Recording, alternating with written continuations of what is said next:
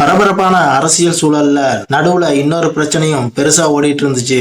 பிரச்சனை என்னன்னு சொல்லு. தமிழக வெற்றி கழகம் மே 12ஆம் தேதி செவ்வாய்க்கிழமை அன்னைக்கு தமிழ்நாடு முதலமைச்சர் ஜோசப் விஜய் அவர்களின் அரசியல் பிரிவு தனி அலுவலராக ராதன் பண்டிட் வெற்றிவேல் நியமிக்கப்பட்டதாக அறிவிப்பை விட்டாங்க. இந்த அறிவிப்பு வெளியான கொஞ்ச நேரத்துல பயங்கர எதிர்ப்பு. பயங்காட்ட சொன்னாங்கன்னா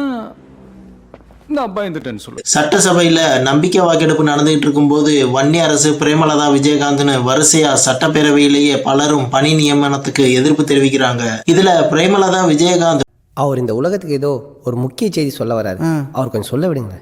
அப்படி உங்களுக்கு ராஜகுருவா இருந்தா உங்க பர்சனலா அவரை வச்சுக்கணும். பட் அவரை அரசு உயர் பதவியில கொண்டு வந்து இளைஞர்களை நம்பி மக்கள் வாக்களிச்சிருக்காங்க. இந்த இளைஞர்களுக்கு நீங்கள் என்ன உதாரணத்தை சொல்கிறீர்கள், என்ன வரலாற்றை நீங்கள் சொல்ல விரும்புகிறீர்கள்? அதாவது அவங்க சொல்ல வர்றது என்னன்னா, இந்த ஜோதிடரின் பணி நியமனத்தினால இளைஞர்கள் எல்லாரும் ஜோதிடம் பார்க்க ஆரம்பிச்சிருவாங்களாம், மூட நம்பிக்கை வளர்ந்துருமா.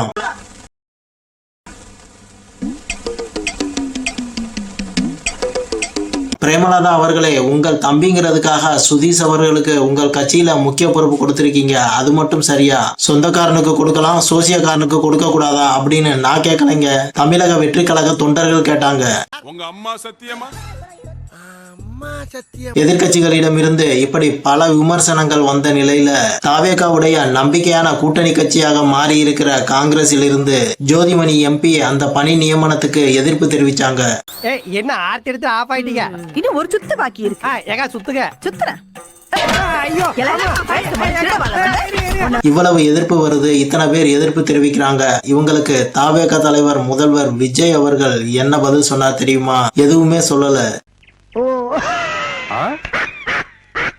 அண்ணன் திருமாவளவன் அவர்களிடமும் செய்தியாளர்கள் இதை பற்றி கேள்வி எழுப்புறாங்க. அவர் அந்த கட்சியிலேயே ஒரு பொறுப்பிலும் இருக்கிறார் என்று தெரிய வருகிறது. அவர் செய்தி தொடர்பாளர். ஆகவே ஒரு செய்தி தொடர்பாளருக்கு அந்த வாய்ப்பை தந்திருக்கிறார் என்று தான் நாம் கருதுகிறோம். அவர் கூடுதலாக ஜோசியமும் பார்க்கக்கூடியவராக இருக்கலாம். ஆனால் கட்சியில் அவர் செய்தி தொடர்பாளர் என்கிற அடிப்படையில் அந்த பொறுப்பு வழங்கப்பட்டிருக்கலாம். எலெக்ஷனுக்கு முன்னாடி இருந்தே பண்டிட் வெற்றிவேல் அவர்கள் தாவேகாவுடைய செய்தி தொடர்பாளராக இருந்தாரு. அதன் அடிப்படையில் தான் அவர் முதலமைச்சருடைய அரசியல் பிரிவு தலைமை அலுவலராக நியமிக்கப்பட்டிருப்பார் அப்படின்னு திருமாவளவன் சொல்றாரு. தாவேகாவை குறை சொல்றதுக்கு எதுடா கிடைக்கும்னு எதிர்பார்த்துக்கிட்டு இருந்த எதிர்கட்சியினருக்கு இந்த மேட்டரு தொக்கா மாட்டுச்சு. எனக்கு நிறைய சோழி அடக்கியா விடியா ஆளைய போட்டு மஞ்சள் தண்ணி ஊத்தி வெட்டுறதுக்கு ஆள் தெரிய சிக்க மாட்டேன். நம்பிக்கை வாக்கெடுப்பின் போது இதை பேசணும்னா தாவேகா தரப்பிலிருந்து ஏதாவது பதில் வரும், அதை வச்சு சட்டசபையிலேயே செஞ்சு விட்டுறலாம்னு பிரேமலதா விஜயகாந்தும் மற்றும் பலரும் நினைச்சிட்டு இருந்தாங்க போல. நம்ம முதல்வர் விஜய் அடிக்கடி சொல்ற ஒரு பொன்மொழிய தாவேகாவினர் அப்படியே ஃபாலோ பண்ணாங்க. அதாங்க,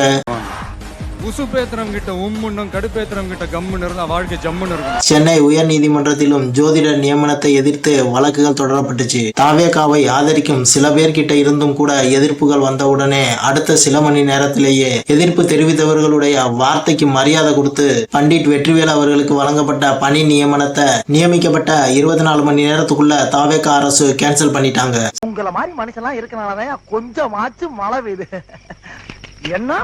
சரி, யார் இந்த ராதன் பண்டிட் வெற்றிவேல்? அவர் தாவேகாவில் இணைவதற்கு முன்னாடி எங்கே இருந்தாரு, என்ன பண்ணிட்டு இருந்தாரு? கொஞ்சம் பிளாஷ்பேக்கா பார்த்துட்டு வந்துருவோமா? திருப்பூர் மாவட்டம் ஊத்துக்குளியை சேர்ந்தவர் தான் பண்டிட் வெற்றிவேல் அவர்கள். இவர் ஒரு ஜோதிடர். 90களில் திருப்பூர் மாவட்டத்துல பிரபலமான ஜோதிடராக இருந்திருக்கிறாரு. ஜாதகத்தை நல்லா பாருங்க. நடந்தது, நடந்துகிட்டு இருக்கிறது, நடக்க போறது எல்லாத்தையும் கரெக்டா சொல்றேன். நாளுக்கு நாள் மக்கள் கூட்டம் என்ன தேடி வர்றாங்கன்னா ஏன் நிறைய கடை வாங்கிருக்கீங்களா? இவர்கிட்ட ஜோதிடம் பார்க்க வர்றவங்க கிட்ட இது நடக்கலைன்னா என்கிட்ட வந்து கேளுங்க அப்படின்னு கான்பிடென்டா சொல்வாராம். அந்த காலகட்டத்துல அதிமுகவை சேர்ந்த விவிஐபி ஒருத்தருக்கு ஜோதிடம் பார்க்கும் வாய்ப்பு இவருக்கு கிடைச்சிருக்கு. அதிமுக கட்சியுடைய ஃபியூச்சரை பற்றி இவர் பாசிட்டிவா சொல்ல ஜோதிடத்தில் நம்பிக்கை கொண்ட ஜெயலலிதா அவர்களின் அறிமுகம் இவருக்கு கிடைக்குது. 2001 சட்டமன்ற தேர்தலில் அதிமுக கூட்டணி அமோகமா வெற்றி பெறும் அப்படின்னு இவர் சொன்னது அப்படியே நடந்து போக போயஸ் கார்டன்ல அடியெடுத்து வைக்கிறாரு பண்டிட் வெற்றிவேல். நம்மள வாழ வைக்க போற பூமியில காலை வைக்கிறதுக்கு முன்னாடி கைய வச்சு குமர்தான் மரியாதை. சர்வமே சில காலத்திலேயே ஜெயலலிதாவுக்கு நம்பிக்கை உரியவராக மாறிட்டாரு. ஒரு சமயத்துல சசிகலா அம்மையாரினுடைய அரசியல் எதிர்காலம் பற்றிய இவருடைய ஜோதிட கணிப்பு சசிகலா தரப்பினருக்கு இவர் மேல கோபத்தை ஏற்படுத்தி இருக்கு. அத்தோடு அங்கிருந்து அவர் வெளியேற்றப்படுறாரு.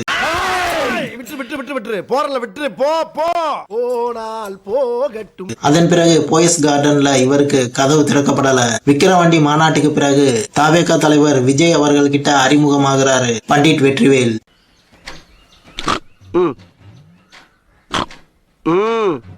தமிழக வெற்றி கழகத்தின் செய்தி தொடர்பாளரா அவருக்கு பொறுப்பு வழங்கப்படுது. பல மாதங்களாகவே இவர் யூடியூப் மற்றும் பல ஊடகங்கள்ல தமிழக வெற்றி கழகம் 2026 சட்டமன்ற தேர்தலில் வெற்றி பெறும், விஜய் முதல்வர் ஆவார்னு தொடர்ந்து சொல்லிக்கிட்டே வந்தாரு. என்ன கான்ஃபிடென்ட்ல அப்படி சொல்றீங்க? தோல்விங்கிற வார்த்தையே விஜய் சார் வாழ்க்கையில கிடையாது. எதிரியை அழிக்கிற ஜாதகம். அவர் யாரு எதிரி நினைச்சாலும் அவ அழிஞ்சிருவாங்க. இன்னைக்கு அது உண்மையான நிலையில கட்சியின் செய்தி தொடர்பாளராக இருந்த அவர் முதல்வரின் அரசியல் பிரிவு தனி அலுவலராக நியமிக்கப்படுறாரு.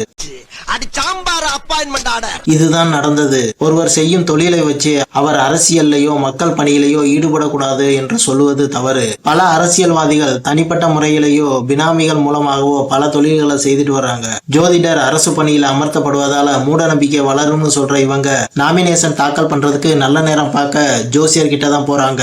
அப்ப மட்டும் இவங்க பகுத்தறிவுக்கு விடுமுறை விட்டுருவாங்க போல. ஓ, நீ அந்த கட்சியை சேர்ந்தவனா அப்படின்னு என்னைய கேட்காதீங்க, நான் பொதுவான ஆளு. ஓகே காய்ஸ், ஒரு முக்கியமான விஷயம், நம்ம சேனலை சப்ஸ்கிரைப் பண்ணிருங்க. அப்பதான் நான் போடுற இன்ட்ரெஸ்டிங்கான வீடியோஸ் உங்க நோட்டிபிகேஷனுக்கு வரும். வீடியோ பிடிச்சிருந்தா லைக் பண்ணுங்க, ஷேர் பண்ணுங்க. அடுத்து ஒரு சுவாரஸ்யமான வீடியோவோட நான் உங்களை சந்திக்கிறேன். பாய்.